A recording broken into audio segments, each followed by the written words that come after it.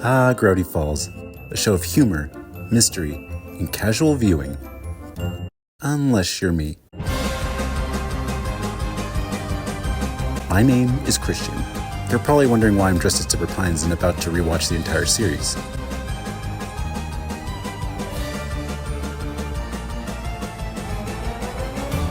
Rest assured, there's a perfectly logical explanation.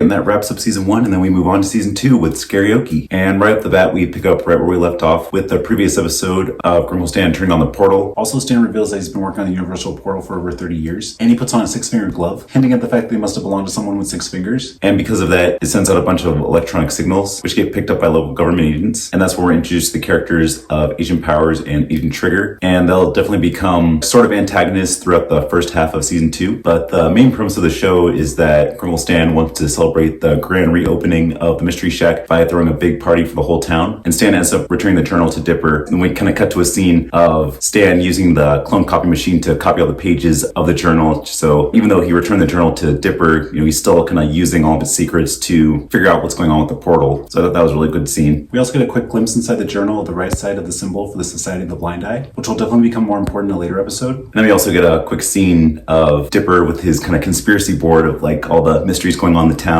and how he's trying to desperately find out what the grand mystery is and like who's the author and what's going on with the secrets of the town. So I thought that was really cool too. But at the same time, agents come and visit the Mystery Shack and they have suspicions that there might be some kind of anomalies going on. And since Dipper has no idea what's going on with Stan, he tries to do everything he can to partner up with the agents in order to help them out with their investigations of the town. But obviously, Colonel Stan doesn't want anybody to get suspicious of him, so he kind of dismisses Dipper's claims as false and like childish. Then Agent Powers ends up giving Dipper his card just in case he needs to call him later. But then Stan confiscates the card and then sends it to his room. And then as the episode goes on, Dipper becomes more and more obsessed about getting in contact with the agents. So then as the party's going on, Wendy tells Dipper to sneak into Stan's room and steal a card. So then he does so and grabs the card and then contacts the agents to come back to the Mystery Shack to investigate more of the paranormal activity going on. And then Colonel Stan gets upset about that and then grounds Dipper and then, it says go back to the party and enjoy it because it'll be the last thing you'll ever do for a while. But then Dipper kind of sneaks away from the party and then meets up with the agents anyway and then tries to prove to them that there's actually paranormal activity going on in Gravity Falls. So then he opens up the journal. He at first shows them like pages of the journal, but they see like it's kind of like nonsense. But then Dipper turns to a page about raising zombies. So then he raises the dead unintentionally and just to impress the agents. But then the zombies end up actually attacking the agents and kind of like dragging them away. And then the zombies end up going to the party and like destroying it. And like one of them bites Seuss and then Seuss turns into a zombie. So it was actually pretty entertaining. He still pretty much acts like Seuss, but now he wants to eat brains. So then Dipper and Mabel have to work together in order to fight the zombies, but the zombies slowly but surely start to become a little bit too much for them. And then Stan finally shows up and saves the day and then tells the twins that he's known about the magic in Gravity Falls all along, but he's been lying to them in order to protect them. So he fights off the zombies and they eventually kind of take them up to the roof and it's kind of like an all hope is lost moment, like what are we gonna do? But then Dipper finds out through the black light from the party, there's actually invisible ink written into the journal that's exposed by black light. So he sees that zombies can actually be defeated by a perfect 3-part harmony. And, that kind of sparks Mabel's ideas because she's been wanting to do karaoke all night by Love Patrol Alpha. So she brings up a song and the three of them sing Taking Over Midnight and, they sing the perfect 3-part harmony and, destroy all the zombies. And then, the day's saved and they have the little cheers like Pines, Pines, Pines. Kind of go back to inside the Mystery Shack, try to bring Seuss back to normalcy. Let me get the whole final scene of Dipper and Stan promising each other to not telling each other secrets, but secretly they have their fingers crossed behind their back. So they say that they'll not keep secrets, but they still are. So we kind of get hints at what their relationship is going to be for the next couple episodes. There's definitely going to be a lot of tension there. And we end the episode with Dipper flipping through new pages of the journal and stopping on a page with an illustration of a hidden bunker, which is a setup for the storyline that we'll explore in the next episode. Then we cut to the end scene of the agents kind of crawling out of the dirt and realizing that Gravity Falls actually is the town that they were looking for all this paranormal activity. And they decide to stay in town to kind of investigate everything that's going on, kind of keep an eye on the Pines family because they're kind of like the source of everything. We also get several cryptograms throughout the episode. We get one during the end credits in a brand new cipher called Key Visionaire, and the keyword is Whittle, which is found on Gideon's prison cell wall, and once decoded translates to Welcome Back. Also in the satellite footage of Gravity Falls that the agents are looking at, there are numbers at the bottom, and when separated correctly and using the combined cipher, it translates to search for the ...